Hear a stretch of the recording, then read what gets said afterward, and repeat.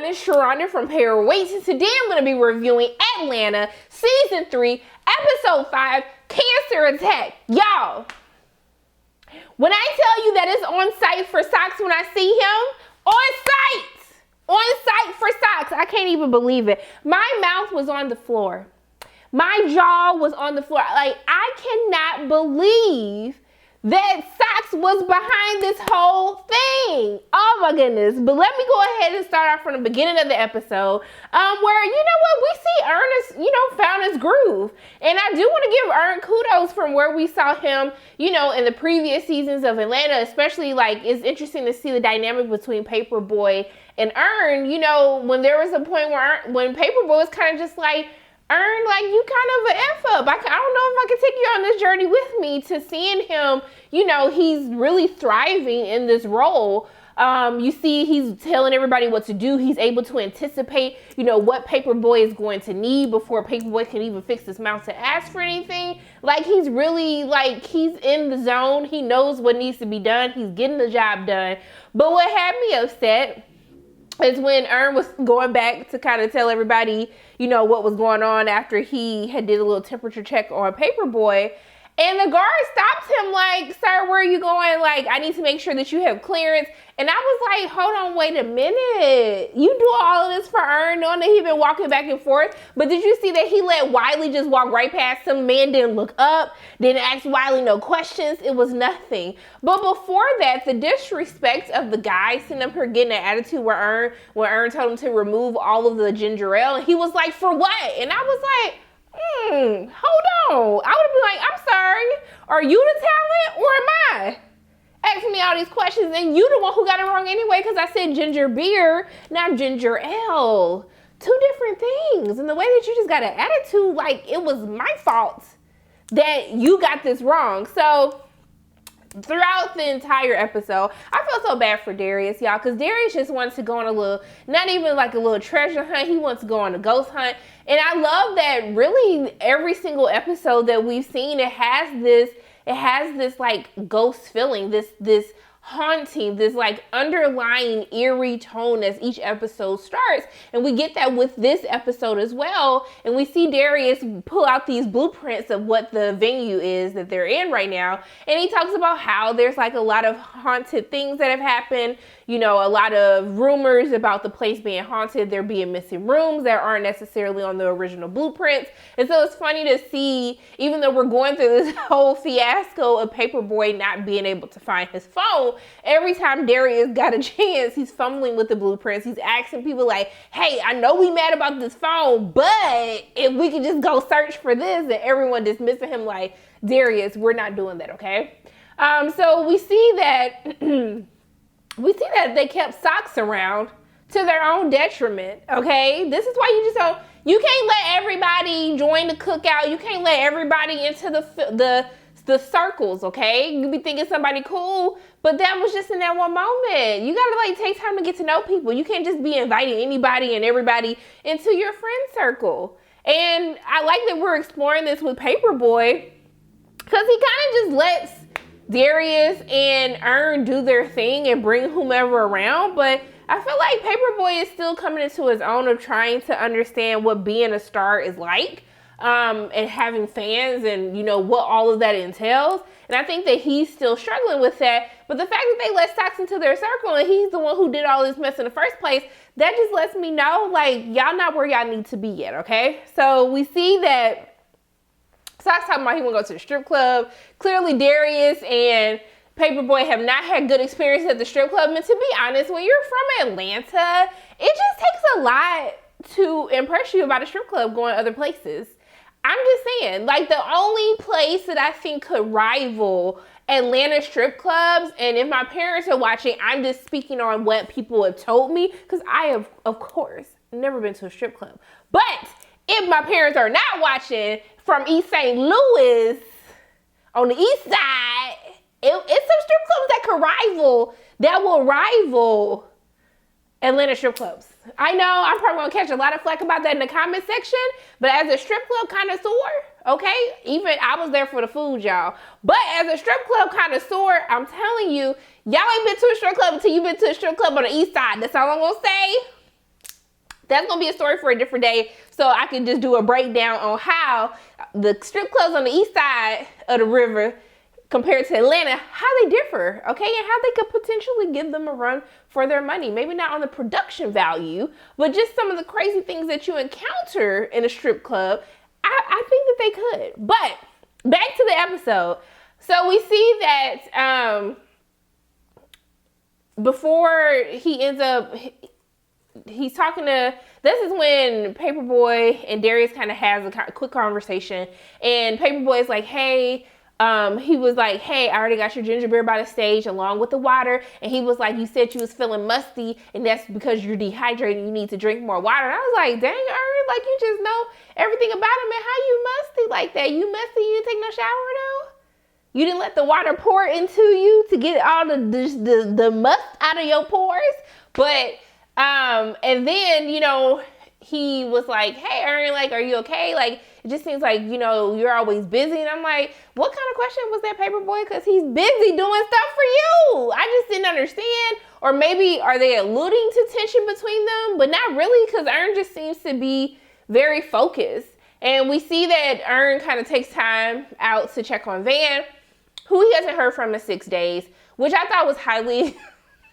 When Van sent him that thumbs up at the end of the episode, after all these text messages that he sent to her, I was like, she don't like you. She don't care about you. Just let that girl be, okay? I know you came because that's the mother of your child and you really do need to check up on her. But are we ever going to get back to the fact that I still believe that Van and Darius had sex? Are we ever going to come back to that from episode 1? Because I felt like that was such a big thing to just never mention again. And it's on episode 5. I just felt like that's something that we should be talking about that we haven't been talking about for episode 2. Sorry, not episode 1. So we see that, you know, Paperboy's about to go on stage. I did like that Darius was praying over him. But then we see this kid who we know is Wiley. He ends up getting on stage talking about, are y'all ready for Paperboy? And I was like, hold on, I don't remember him being a part of the show. And then Ern tells him to get the F up out the stage, and then he leaves. Darius had me cracking up the way that he was dancing, because he was like really getting, I was like, okay, you better get it, Darius. But after the concert, we see, actually, no, let me go back a little bit. I got ahead of myself. Why did Paperboy give the kid who had cancer, he came to visit with his parents, why did he give him a bottle of white Hennessy? Why? Why did he give him a bottle of white Hennessy? And why were the parents okay with it? They were just like, oh, okay, thank you. He's a child. How you gonna give a child some liquor and then you gonna give a white Hennessy? He ain't gonna be able to know what to do with that. I do not let people drink my white Hennessy. My cousin came over one time to hang out, and he started, first of all, he was mixing my white Hennessy with Coke. And I was so disgusted that I really wanted to disown my cousin at that point in time. Like, how could you disrespect the white Hennessy in that way? How? And then he kept drinking it like it was Kool-Aid. From then on, can't nobody come to my house, okay? The white Henny gets hidden. You cannot come to my house. And no, you cannot have my white Hennessy, okay? All right. But we see that after the concert, Ern walks in and he sees that, you know, everyone's looking frantically, Darius and Paperboy. And Ern's like, what is going on? And so he tells him that he can't find his phone. And he asked him, okay, so when was the last time that you had your phone? He was like, after the cancer, after I talked to the kid with cancer, you know, that's when I left and I went on the stage. Baby, why did Ern think that the kid with cancer took the damn phone? Then Socks and Darius co-signed it, talking about, you know, the fans be a little crazy.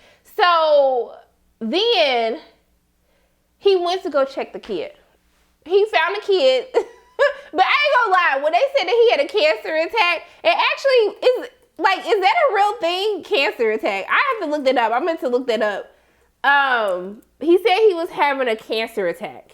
Oh, I guess it is a real thing. So a cancer attack is a cancerous tumors spread into or invade nearby tissues that can travel to distant places in the body to form new tumors.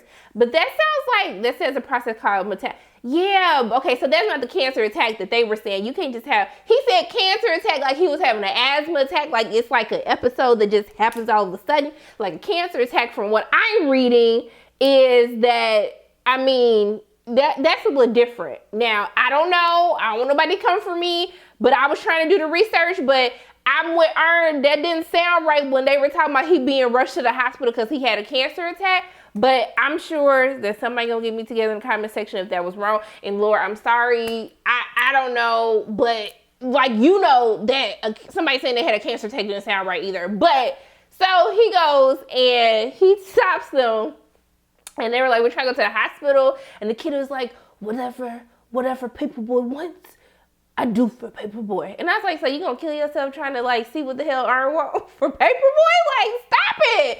Parents, do some parenting. But I can't expect nothing from them because they let this boy take this bottle of white Henny. Ern ends up searching the kid, and they start booing him. The dad pushed him like, what are you doing? Everybody started booing him, and I was just like, I mean, Ern, yeah, you definitely deserve that one. But what took me out is when he came back and told them that the kid didn't have a phone. When Darius was like, yeah, I could have told you the kid didn't have a phone. Like, sir, you were the main one co-signing. When Ern almost went off on him, I felt Ern. I felt that in my spirit. I was like, Darius, no, you didn't. But not Darius being a conspiracy theorist. I'm talking about them tracking you. So Paperboy never backed up his phone. Doesn't have Find My iPhone like Wiley suggested later on in the episode. And so then then Socks starts talking about, what about the dude on stage? And so I was like, oh snap, it probably was him. So they go ask the manager dude, and he was like, what guy? He was like, you talking about my nephew? Like, he was here they thought he was a studio manager. He was like, no, I'm filling in for a studio manager. That's my nephew. He was here for a job interview. And they was like, what? So they end up calling Wiley because his uncle was like, oh, well, do I need to call him right now? I mean, sir, his phone is missing. What do you mean? Yes, you need to call him right now. He getting all upset, like, I don't have his number. So you had him backstage, and you don't even have his number, but he your nephew? Like, how you ain't got your nephew number that he here to get a job with you? Like, I don't understand. So he keeps stressing that is his nephew through marriage. And I was just like, this whole story don't even make no sense now. So they end up getting Wiley's number. Ern takes a little application resume. He calls Wiley.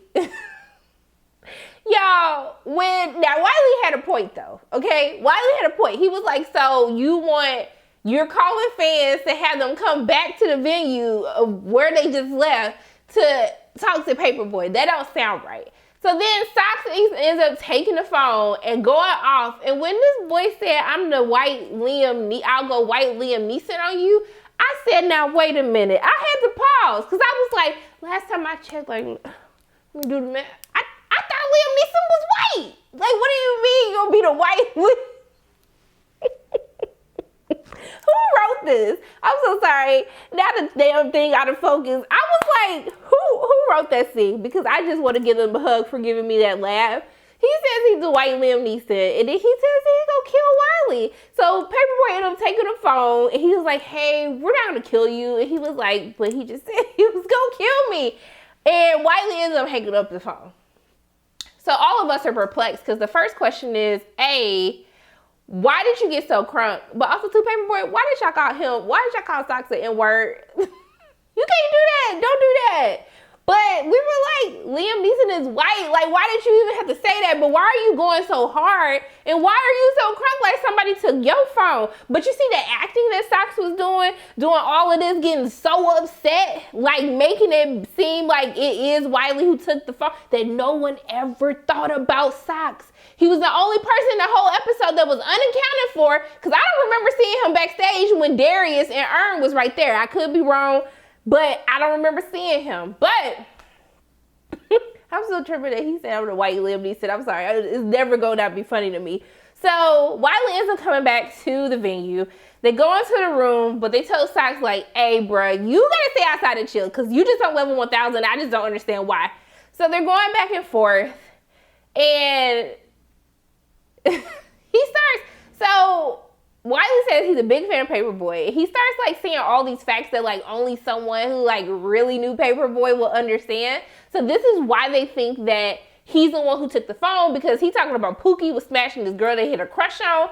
And then Darius is like, yeah, Pookie was always smashing her. And I was like, why is anyone spreading their legs to somebody by the name of Pookie? But okay, that's just a story that's a discussion for a whole nother video. But so he's getting really upset at this point because he's like, this fool has my phone because he knows me. But one of the things that I find really crazy about this episode is how it says sometimes that I feel that Paperboy doesn't always understand his celebrity or the effect that he has on his fans. Like the fact that they were easily able to think that, oh, this kid couldn't have cancer that would want to spend his time, his wish to come and see me. Like they can't fathom that, so they automatically think that he's a thief. Or even with Wiley, because Wiley is like has said from the jump, like, I'm a huge fan of yours. Like I know you. I know everything about you. And the fact that this kid actually did his research and knew these things, it wasn't because he took his phone. Like I just think it's crazy that Al still doesn't understand the impact that he has on other people as a celebrity now. But when I was dying laughing when Wiley told X Earn, he was like, hey, did people say that you talk white when you grew up? And I said,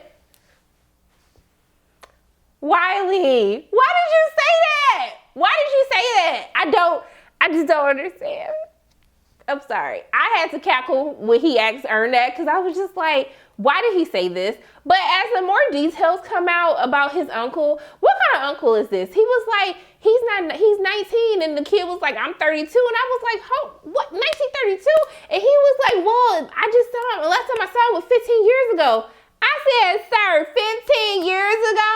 And then they was like, well, where did you see him? At a juvenile detention center. I was just like, y'all, fight the uncle, fight Wiley, just fight everybody, because this don't even make sense no more. So they end up finding out that Wiley gave them the address to the damn Cirque du Soleil headquarters. Then when Paperboy was finna beat his ass, he said, hey, can I use my phone call? And then they was like, what number? And then he started giving the Paperboy's number. And I was just like, oh my goodness, he really did take this phone. But what really sent me was when they went outside and Sock started getting crunk again, and he was about to call Wiley an N-word. And I was like, so we just gonna let this go? But then they had a conversation amongst themselves like, so it's not just me. Sox was about to call Wiley an N-word, and they was like, yeah. And I was like, okay, thank you for the acknowledgement, because I didn't understand. So Paperboy, since the bad cop, good cop didn't work, and then they was gonna try to incriminate him, but Wiley figured all this stuff out before they can even begin their plan. Paperboy decides to try to level with him and tell him about how he was going through like a mental block and he couldn't really create music. And so he was telling him how he was able to finally do it, and that is actually what's on the phone. It's not about, as he said earlier, it's not about the phone, it's about what's on the phone, since he didn't back it up. I want to know, where did Wiley get a phone to text his uncle to tell him to bring in a guitar? That's just, I haven't make sense, because they called his dad to get a hold of him. They never said he had a cell phone, so I was just kind of confused. But the song that Wiley played it was deep. I was like, okay, Wiley, like, you get in the studio, like, this could be a little bop. I was here for it. And it was deep, and I love how they show how, like, Al is, like, staring at him. And at the end, like, when Wiley tells him, like, thank you for seeing me. Like, thank you for just seeing me. And almost like, not this kid who stole my phone, which he didn't steal his phone. And then he picked up the guitar and left. I said, hold on, y'all just gonna let him go like that? Like, we just letting him leave? And so when he leaves, we see, after they get on the bus, that Sock's bitch ass, oh my God, did my nail just fall off? Oh my goodness. That Sock's bitch ass had the phone the whole time. He had the phone the whole time, y'all. He was acting, y'all, because the fact that he was getting so crunk the whole time, and then he had the phone the whole time, and is still on the bus with them, and they have no idea that he had the phone. And then not only did he not have the phone, he took the phone and threw the phone in the trash can. He threw it in the trash can, y'all. Somebody haven't made sense for me. I don't know what his deal is or what he is trying to do, but something don't sit right in my spirits, and I need them to expel this demon out of the group. This is why y'all can't let everybody just be in your circle. Like, y'all, you gotta start you gotta start like protecting your circle, protecting your peace. This don't make no sense. So I don't know what's gonna happen, as I don't know if they're ever gonna find out what Socks did, or if some other things are going to happen throughout the rest of the season. But I mean, this was a cool episode. It had some funny moments. I still like last week's episode a little bit better, and the previous episode. I will say that this is probably the weakest episode of the season, but that's not saying a lot because all the other episodes have been so good. So I'm not even about to like really like go that deep in on it, but I'm interested to see what next week's episode is going to be about, because it's kind of been like, you know, every other episode doesn't deal with the group and then it comes back to the group. I don't know if they're going to do that with this next week's episode. I'm not sure, but hey, I'm just here for the ride, y'all.